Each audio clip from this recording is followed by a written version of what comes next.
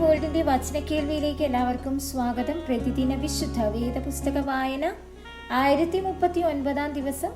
അപ്പോസ്തല പ്രവൃത്തികൾ 23 അധ്യായം.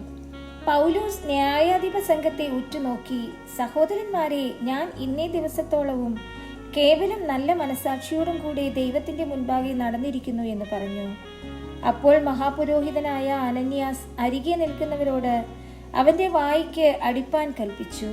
പൗലോസ് അവനോട്, ദൈവം നിന്നെ അടിക്കും, വെള്ള തേച്ച ചുവരെ, നീ ന്യായപ്രമാണ പ്രകാരം എന്നെ വിസ്തരിപ്പാനിരിക്കുകയും ന്യായപ്രമാണത്തിന് വിരോധമായി എന്നെ അടിപ്പാൻ കൽപ്പിക്കുകയും ചെയ്യുന്നുവോ എന്ന് പറഞ്ഞു.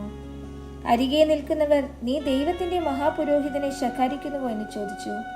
അതിന് പൗലോസ്, സഹോദരന്മാരെ, മഹാപുരോഹിതൻ എന്ന് ഞാൻ അറിഞ്ഞില്ല.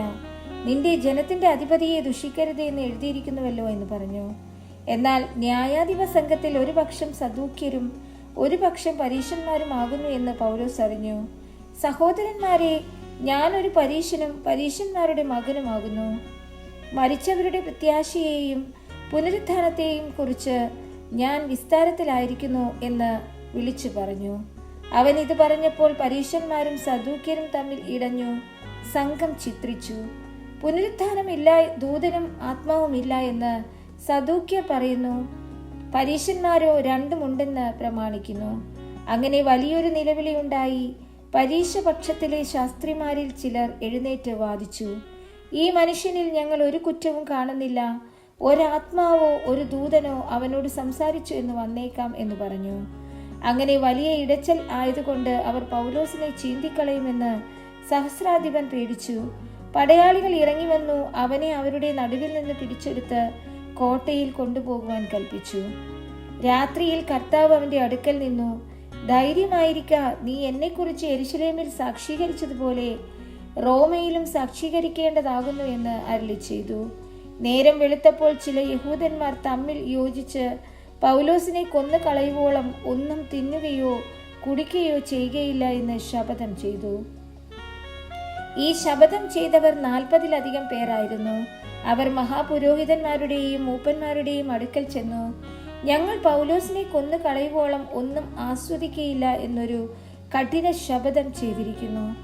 ആകയാൽ നിങ്ങൾ അവന്റെ കാര്യം അധികം സൂക്ഷ്മത്തോടെ പരിശോധിക്കണം എന്നുള്ള ഭാവത്തിൽ അവനെ നിങ്ങളുടെ അടുക്കൽ താഴെ കൊണ്ടുവരുവാൻ ന്യായാധിപ സംഘവുമായി സഹസ്രാധിപനോട് അപേക്ഷിപ്പിൻ. എന്നാൽ അവൻ സമീപിക്കും മുമ്പേ ഞങ്ങൾ അവനെ ഒടുക്കിക്കളവാൻ ഒരുങ്ങിയിരിക്കുന്നു എന്ന് പറഞ്ഞു. ഈ പതിയിരിപ്പിനെ കുറിച്ച് പൗലോസിന്റെ പെങ്ങളുടെ മകൻ കേട്ടിട്ട് ചെന്ന് കോട്ടയിൽ കടന്ന് പൗലോസിനോട് അറിയിച്ചു. പൗലോസ് ശതാധിപന്മാരിൽ ഒരുത്തനെ വിളിച്ചു, ഈ യൗവനക്കാരന് സഹസ്രാധിപനോട് ഒരു കാര്യം അറിയിപ്പാനുള്ളതിനാൽ അവനെ അങ്ങോട്ട് കൊണ്ടുപോകണമെന്ന് പറഞ്ഞു. അവൻ അവനെ കൂട്ടി സഹസ്രാധിപന്റെ അടുക്കൽ കൊണ്ടു ചെന്നു. തടവുകാരനായ പൗലോസ് എന്നെ വിളിച്ചു, നിന്നോട് ഒരു കാര്യം പറവാനുള്ള ഈ യൗവനക്കാരനെ നിന്റെ അടുക്കൽ കൊണ്ടുവരുവാൻ എന്നോട് അപേക്ഷിച്ചു എന്ന് പറഞ്ഞു.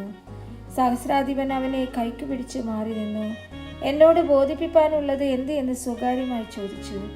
അതിന് അവൻ, യഹൂദന്മാർ പൗലോസിനെ കുറിച്ച് അധികം സൂക്ഷ്മത്തോടെ വിസ്താരം കഴിക്കണം എന്നുള്ള ഭാവത്തിൽ വന്ന് നാളെ അവനെ ന്യായാധിപ സംഘത്തിലേക്ക് കൊണ്ടുവരേണ്ടതിന് നിന്നോട് അപേക്ഷിപ്പാൻ ഒത്തുകൂടിയിരിക്കുന്നു. നീ അവരെ വിശ്വസിച്ചു പോകരുത്.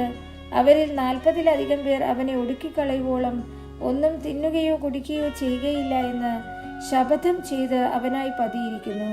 നിന്റെ വാഗ്ദത്തം കിട്ടുമെന്ന് ആശിച്ച് അവർ ഇപ്പോൾ ഒരുങ്ങി നിൽക്കുന്നു എന്ന് പറഞ്ഞു. നീ ഇത് എന്നോട് അറിയിച്ചു എന്ന് ആരോടും മിണ്ടരുത് എന്ന് സഹസ്രാധിപൻ കൽപ്പിച്ചു യൗവനക്കാരനെ പറഞ്ഞയച്ചു. പിന്നെ അവൻ ശതാധിപന്മാരിൽ 2 പേരെ വരുത്തി, ഈ രാത്രിയിൽ 3-ാം മണി നേരത്ത് കൈസരിക്ക് പോകുവാൻ 200 കാലാളെയും 70 കുതിരച്ചേവകരെയും 200 കുന്തക്കാരെയും ഒരുക്കുവിൻ. പൗലോസിനെ കയറ്റി ദേശാധിപതിയായ ഫേലിക്സിന്റെ അടുക്കൽ ക്ഷേമത്തോടെ എത്തിപ്പാൻ മൃഗവാഹനങ്ങളെയും സംഭരിപ്പിൻ എന്ന് കൽപ്പിച്ചു. താഴെ പറയുന്ന വിധത്തിൽ ഒരു എഴുത്തും എഴുതി, ക്ലൗദിയോസ് ലൂസിയാസ് രാജശ്രീ ഫേലിക്സ് ദേശാധിപതിക്ക് വന്ദനം.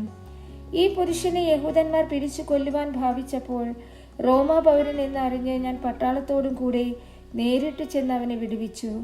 അവന്റെ മേൽ കുറ്റം ചുമത്തുന്ന സംഗതി ഗ്രഹിപ്പാൻ ഇച്ഛിച്ചിട്ട് അവരുടെ ന്യായാധിപ സംഘത്തിലേക്ക് അവനെ കൊണ്ടുചെന്നു.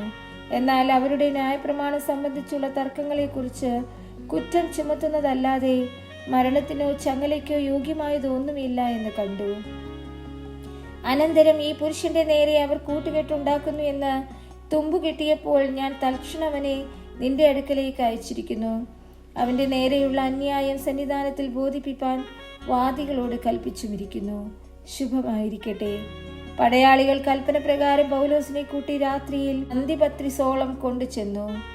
പിറ്റേന്നാൾ കുതിരച്ചേവകരെ അവനോടുകൂടെ അയച്ചു കോട്ടയിലേക്ക് മടങ്ങിപ്പോന്നു. മറ്റവർ കൈസരിയിലെത്തി ദേശാധിപതിക്ക് എഴുത്തു കൊടുത്തു. പൗലോസിനെയും അവന്റെ മുൻപിൽ നിർത്തി. അവരെഴുത്ത് വായിച്ചിട്ട് ഏത് സംസ്ഥാനക്കാരൻ എന്ന് ചോദിച്ചു.